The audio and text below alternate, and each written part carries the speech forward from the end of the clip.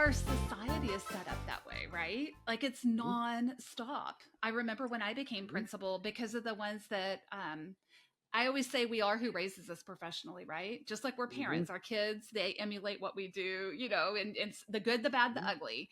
And Mm-hmm. starting out, I was the same way. Got there early, stayed late. And yeah, if there was one thing I would do differently, it would be exactly what you're talking about. Show Mm-hmm. the Mm-hmm. vulnerability of Mm-hmm. we don't have to work from sun up to sundown to still be Right. effective.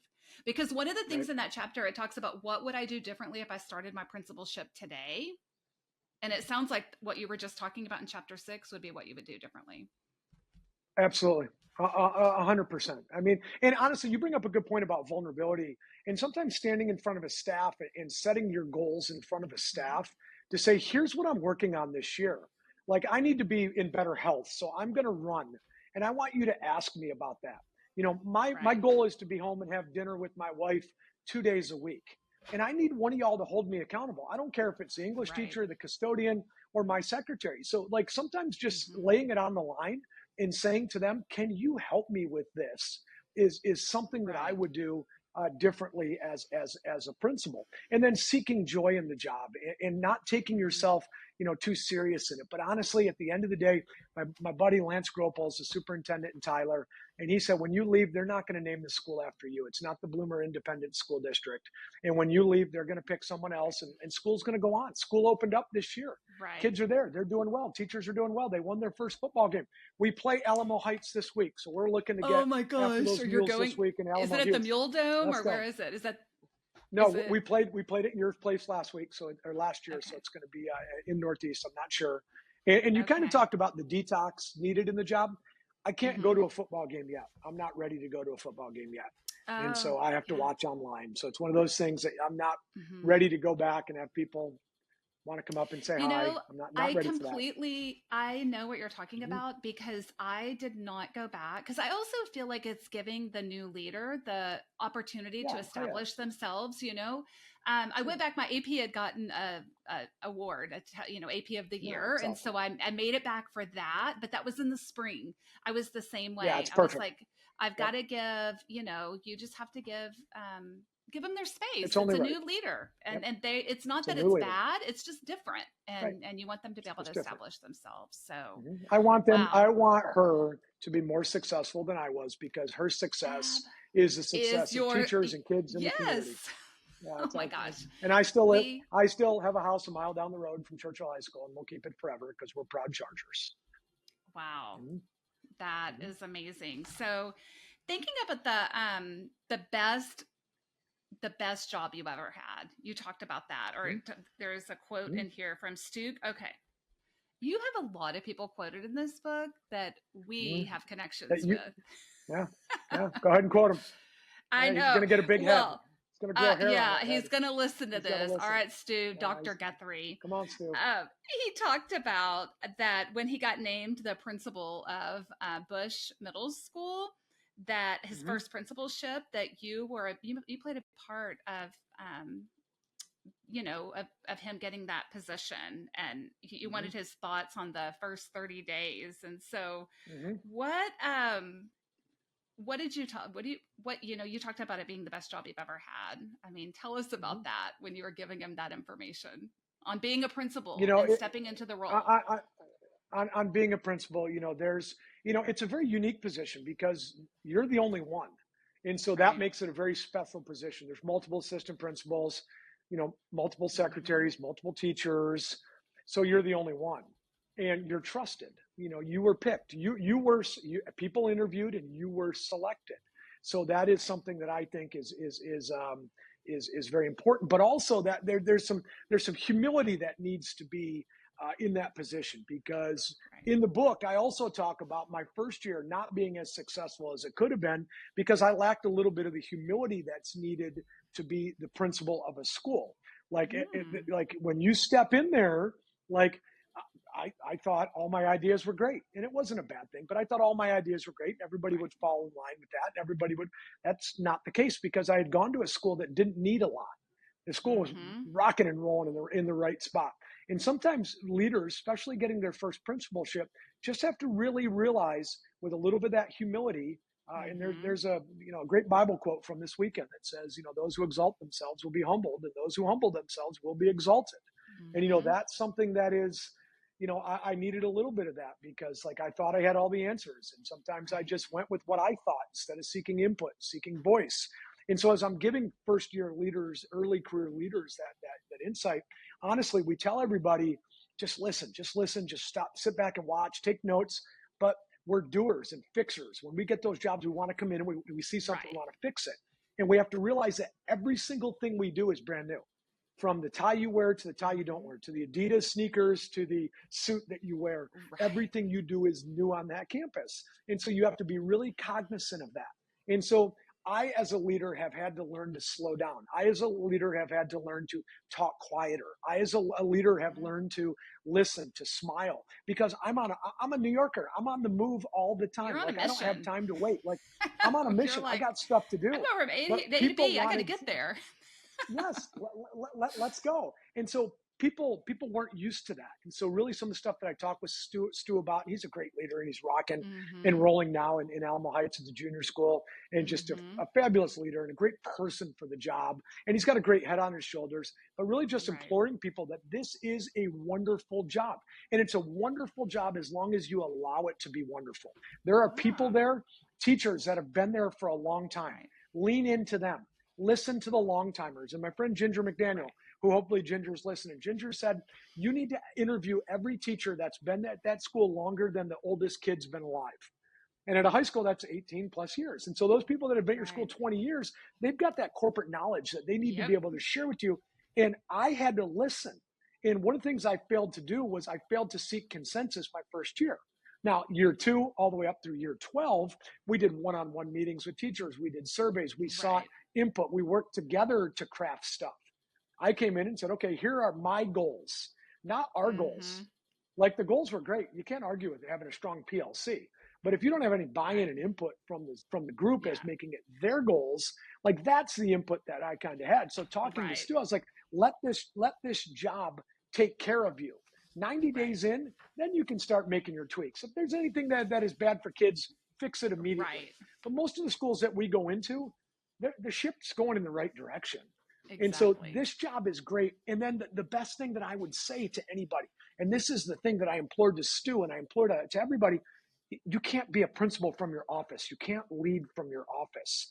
The best Amen. part of the job is the hallways, the cafeteria, the band hall, the sidelines of the football game, Yep. the concert, the trips with the kids.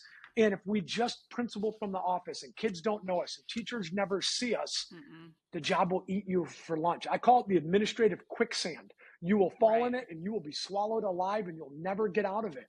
And so then Oh, all of a sudden, think about all those dominoes. Then all of a yeah. sudden we're not eating right. Then all of a sudden we're going Right. home and you know what, we're staying up late or having a drink or doing stuff that we shouldn't do. And all of a sudden our health takes a toll. All of a sudden our Right. pants don't fit. All of a sudden, like, what am I doing You're here? like, what in the And so world? honestly, let the job Right. take care of you. And if you do that, that is the Yeah. best job in the world. And the high school principal, by far, the best job I've ever had.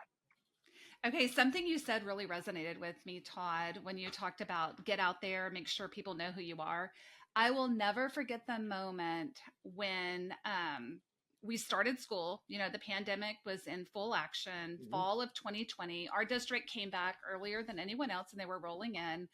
But the newest kiddos to our campus, they didn't know who I was because Mm-hmm. everything was virtual. I will never forget when I walked into a classroom and they go, "Oh, are you our sub for today?" Yeah, I terrible, was, it terrible. was the first graders because we had first Yeah, graders. And I got yeah. with my music teacher because we had Mm-hmm. like virtual announcements at that time. I said, "Mr. Henley, I need to be on the announcements every single Mm-hmm. morning. I need to be Mm-hmm. saying where people know who I am because at that moment in time, we Mm-hmm. weren't able to be Yeah, everywhere with everyone. But when you yeah. talk about that visibility, that is so very important." 2,500 students on my campus. I will venture to bet 99% of them could say who their principal was the last 6 years Hmm. because I made it a Right. point to interact with kids, to talk with kids, to be in Right. classrooms, and nothing bothered me more that when I walked into a classroom at any school I was at, and the teacher turned and looked and said, "Can I help you?" Because that's an indication that I'm not in that classroom enough. And Right. I'm only there to take a kid out, or I'm only there to give Yeah. you information, not to be a part of the classroom. And so Right. everybody at Churchill High School knew I was going to be in classrooms. I was going to be in the hallway. In fact, when I Right. retired, the greatest gift in the whole wide world that I received was my name on a red bench. I received a plaque on a red bench because my office Oh, was a red bench. And if you're ever at Churchill High School, you can find it and take a selfie and send it with me, because that would be awesome. I love that. I love that. So, as we just, man, you're such an inspiration, Todd. I mean, I'm thinking if I Well, were so are you. listening to you as a new administrator and just going into this work, you can tell that you were a coach at one time. You know that. Yeah, You have 100%. Thank you. a hundred Mhm. percent. Yes, I love that. So, I mean, if you Can I had, share something? Can I share yeah, something out there? Because of I think something course. as we're piggybacking on something, as we're talking about like leadership, and we're talking Hmm. about, our mutual friend John Hines has a consulting business, and he's out Right. helping. And the work that you're doing is pouring back into schools, and it's just so important. And I would implore anybody that's listening, we have a moral obligation to give back to the younger leaders, because somebody We pulled us do. along the way. Yep. Whether I was an assistant principal, a first year coach, I moved from New York to Houston, Texas when I was 22 years old, and I was a fish out of water. And an old coach named Charlie Wilson, and he was old then and he's old now.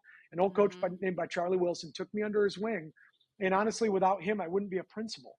And he was no more. He was a coach, a great coach, but Wow. he showed me how to carry myself, and he showed me, how to Hmm. show up early and how to take care of business and all those type of things. And it's as a principal, we have so many tasks and so many responsibilities. And one of the things that we have to make sure that we're doing is building up that next level of people. And it is Yeah. putting them in position to be successful. It is coaching Hmm. them to be successful. But it's also, Right. principals out there, it is also so important that you are reaching out to central office and sharing all the great things that your assistant principals are doing. At every Right. December and every May, I sent a scorecard to my bosses and basically said, here's where I see these people. And I would actually put names to schools.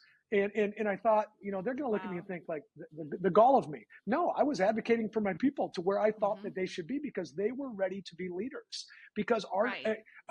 put a great principal in every school, and that school's got an opportunity to be successful. Put a poor principal in a school, and that school is going to be unsuccessful because of Right. poor leadership. And Right. so one of the things that I'm starting to do that I would love a chance just to be able to PR since we're on here is Yeah. this summer after retirement, I drove Uber because I waited for my TRS check, and I drove Uber. Really. And it was a ton of fun. And so it got me thinking, what about coaching like Uber? Okay, Right. think of the Uber concept. Tonight is September 3rd. When this Hmm. episode drops, the weekend would have already played in San Antonio. They're at the Alamo Dome on September Right. 3rd, which is tonight. Okay. When I just looked at my Uber app, like, it is off the charts. And you may not want to drive down there because it costs $60 to park. So you take an Uber down there, and you may not Yeah. Uber again for 6 months. Okay. But you Okay. use it when you can. So I have opened up a coaching business that is very similar to Uber in concept.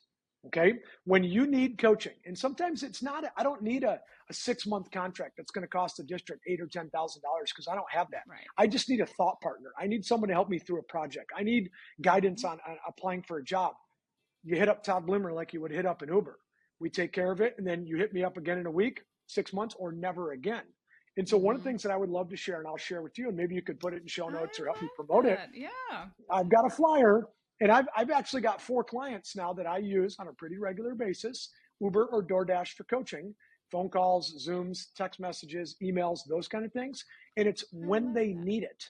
So yeah, it's kind of a cool. There's Yeah. nobody out there. It's kind of a niche that I'm Yeah. working into, but it goes back to my point. It's providing a service back to people that ultimately, at the Right. end of the day, can benefit a school. We have good leadership, great teachers, great Right. students, great parents, great community, and public ed needs that more than ever. Wow. Thank you for letting me share that. Of course, I love that concept. Just right in Thank you. time, what you need. What you need. So, where can people find out more information about that, Todd? So I have a website. So the website is toddmbloomer.com. Okay. TikTok and Instagram are my two jams right now. Someone asked Okay. me the other day, what do you like to do in retirement? I like to run in the morning and make TikTok videos in the evenings. And so I would have never thought I would have said that. So you can follow me at Todd_Bloomer_author, because Okay. it's also TikTok and Instagram. And I post on there every day, and I post a video, a motivational message each Mm-hmm. day, and talk a little bit about the book, talk about running, talk about life, also kind of highlight some stuff there. I And so love it. really those are two of the best ways to be able to connect. And then Okay. we set up a conversation and kind of go from there. So it's And kind of so if exciting. they It's want to find uncharted territory. right, and don't you love the flexibility? I mean, I you do. know, I the do. canvas, you have an open Hmm. canvas to develop and do, I Hmm. mean, what you want. Thank you. Supporting the Lord's work, supporting public Absolutely. ed, private ed, I mean, and just Hmm. leaders, people who want to Hmm. lead. So if people want to find your book, Todd, where can they find that? On Hmm. your website? Is it posted on Yes. Amazon? Yes Yes. and yes? Both places. So you can go to Okay. Amazon. Amazon is the easiest. Mhm. Obviously, you'd search Todd M. Bloomer, the blueprint, and you could get it the next day or something. If you wanted an autographed copy, you could go out to toddmbloomer.com, and Mhm. you could submit, and I could send you one out. It takes a little bit longer because I got to autograph it. I got to go find a post office. I got to mail. It's a total Yeah. 21st century problem that we have there. Yeah. But I would Snail autograph it. Gets mail. out in about a week. Snail mail to get out in about a week. So either of those are great options to be able to have. And so Well, Amazon's quickest. Amazon, yeah, but there's something about getting that autograph because that's Hmm. exactly what I have right here. Got my autograph, Todd, Love it. that you did for Love it. me Love it. when I very first met you. I just have to tell you what Appreciate an that. honor it's been to have you. Just to Thank you. share your message with leaders around the country that maybe are Thank just you. tipping their toes into leadership or who have been in leadership for a while and just needed that inspiration, that permission to take care of themselves. Because I'm telling you, that does not always, that's not the first thing that a lot of administrators hear from people that they No. work with. Mm-mm. And it's because, like you said, we learn by who raises us, and so Mm-hmm. sometimes the people that we served under were those workhorses and stuff, and so it's one of those Right. things. As we kind of get ready and we end, it's leadership is just so important. It's so Mm-hmm. important that you have this platform, and so important that you're giving people voice to be able to talk about leadership and really amplifying the voice Mm-hmm. of people. There's so many people out there, and I would really strongly encourage principals that are out there. Everybody's got a story to tell, and you may be thinking, what do I got to tell? But yes, if you are sitting in a chair right now, you have something that me and you don't have. We're no Right. longer sitting in a chair. We are not on a campus Right. anymore, and so you have the day-to-day stuff that I still pick people's brains about. Like, Mm-hmm. what are you dealing with? How is the cell phone bill going in public ed? What is Right. this looking like? I don't have that anymore. That's a superpower that you can have.